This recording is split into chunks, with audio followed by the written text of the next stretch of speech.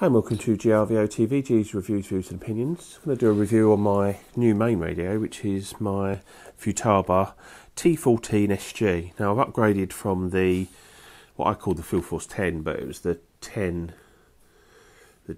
CP or something like that. But essentially that was the next step up from the Field Force 9. And that was a great radio because it had the CAN pack, the same operator 18 system, and it was familiar. An absolute great radio, but the one thing that it didn't have was S-Bus compatibility. Now, I've upgraded to the 14 SG, and there are some pros and cons, to be honest, in that, and I'll go through those. I've just got comparison here. This is my quad transmitter, which is now the Turnigy Evolution, which is a fantastic little radio. And then for some of my planes and for my bind and fly helis and things, I use the Spectrum DX7 Gen 2, which is an awesome piece of kit as well. And I really like flying that. But today we're going to concentrate on this. Now, one of the first things I want to show you is just a little bit, Futaba are a bit old school. This is the manual for the Evolution. I say manual, it's more like a little pamphlet. That's a fairly complex radio. This is the radio for the 14 SG. Now you're probably thinking, yeah, but that's probably in 10 different languages. This is the English version. The whole thing. That's it. That's the manual that comes with it. And that just gives you an idea of what this can do and how much stuff this has. So obviously I'm not going to go through all of it. I say the main reason I got it was because I wanted the S-Bus compatibility. Plus, I got it for a good price. I managed to sell my transmitter and buy this, and it's cost me about 50 quid extra, 60 quid extra, something like that. So it hasn't cost me an awful lot of money. Now, let's start off with the negatives first, and the positives from the 10CP, which was that the 10CP had a module, because it still had the old 35 meg with the aerial, but I had the TM10 module in it for Futaba's Fast 2.4. But what that meant was you could put other modules in. Now, because this is now not a module system, you can't put your FreeSky module or anything like that in, and I know a lot of people do use FreeSky modules, so they're not going to be able to use that. For me, it's not a problem. I've never done that. The reason I use Futaba is because of its quality, its robustness, its reliability. I know it's expensive compared to some others, and in some cases I think there probably might be an element of sort of resting on their laurels and taking advantage of people like me. But when you know something that well, you tend to stick with it, and you will pay a little bit of a premium for it. I don't mind that. And the proof of the pudding is in the flying. In that, and the only way I can say it is when I come to a big model like my 50cc Katana, when I came to putting gear in, I had a choice of gear which I could put in it. I chose Futaba. When I came to fly my, or get my T-Rex 550 fly-barless helicopter, you know, there's a lot of money invested in that.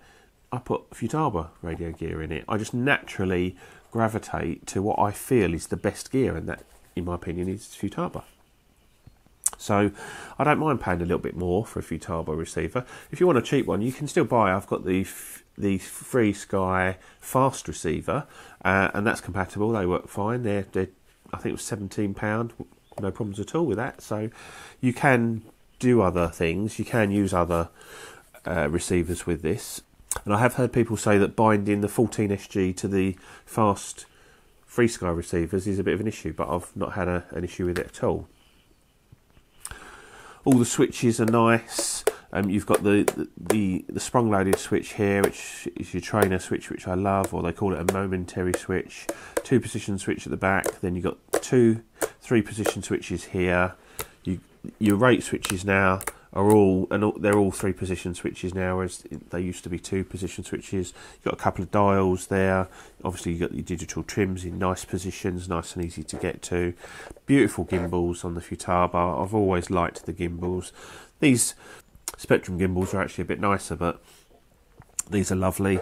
I've got this set to smooth, and there's a proper system for that. It's not a case of filing the nodules off, or in the old days we used to turn the metal thing over or flatten it out and all that. This has got a separate little thing cover that goes on, and it makes it smooth. It's got proper tension, you know, it's done properly, so that's really nice. We've got not a lot around the back. You've got your trainer port and a headphone jack, and we've got a couple of sliders in the right positions, right where your fingers go, for the channels. The only thing I use one of those for is to tilt a camera up and down on one of my FPV planes. That works quite well. There's a charging port there.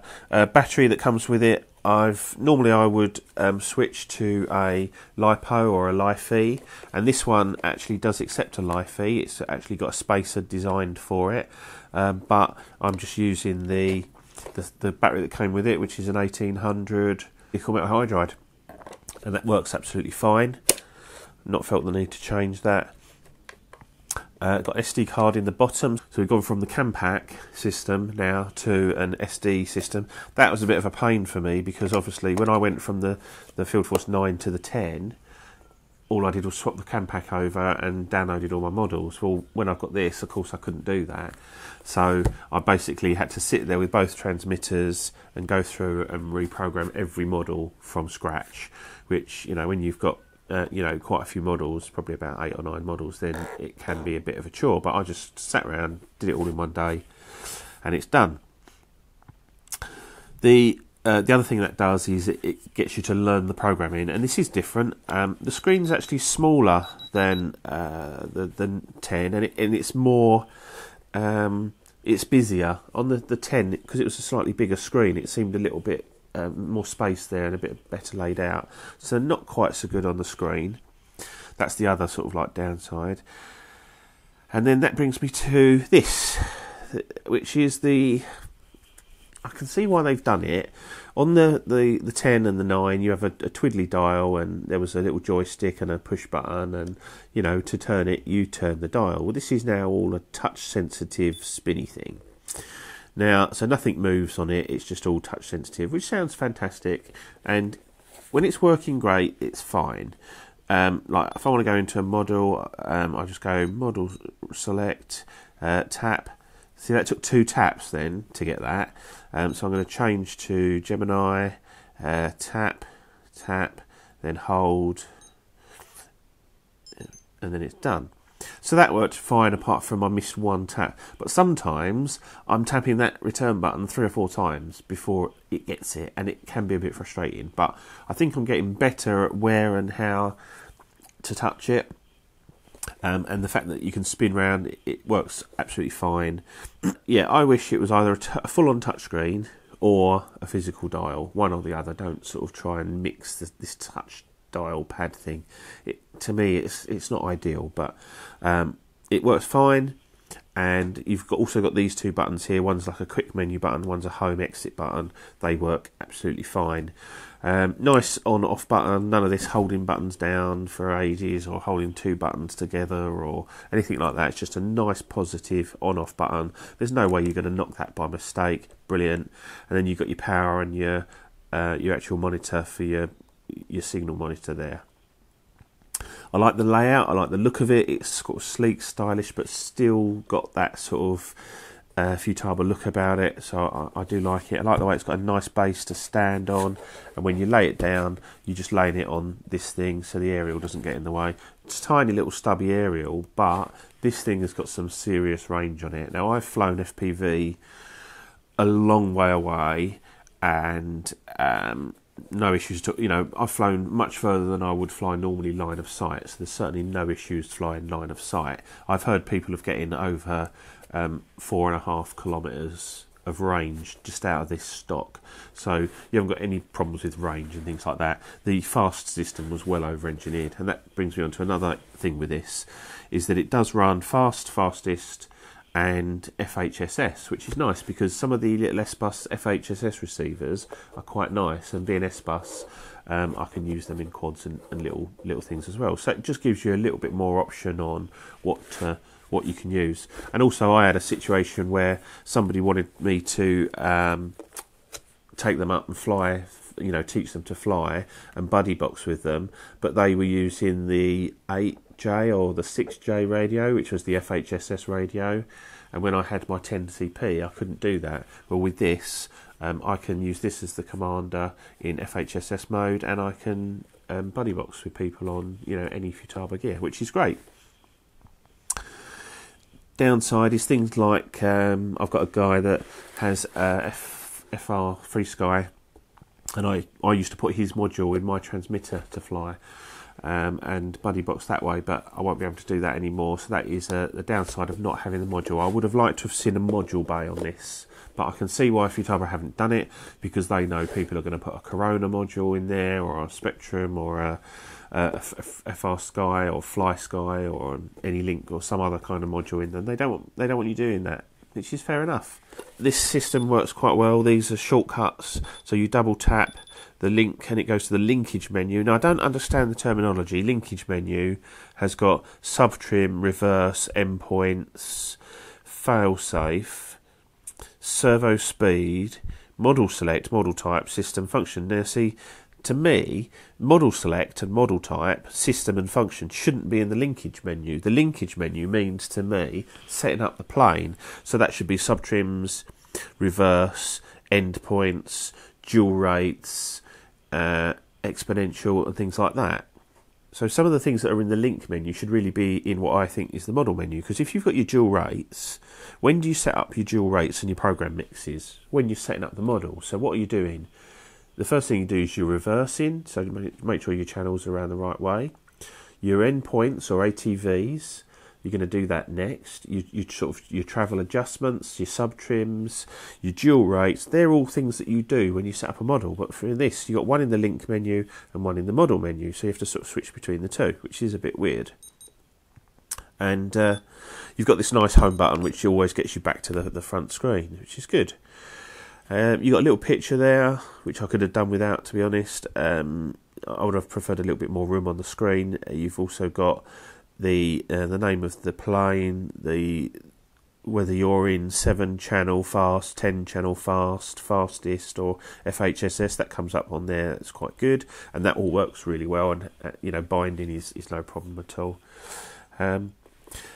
Feel of it, I think it's really good. It feels like a radio that's going to last. I did actually drop it on the first day I had it in the garage, and it bounced quite nicely. I did break a switch, but I've replaced it, and all is well. And I was lucky that I didn't do too much damage really. But yeah, it just snapped a switch off. But so yeah, I know it bounces okay. I've had it apart. Because I have to mode change them as well, because I fly mode 1. It all looks good inside, and I think this is a radio that's going to last me for a long time.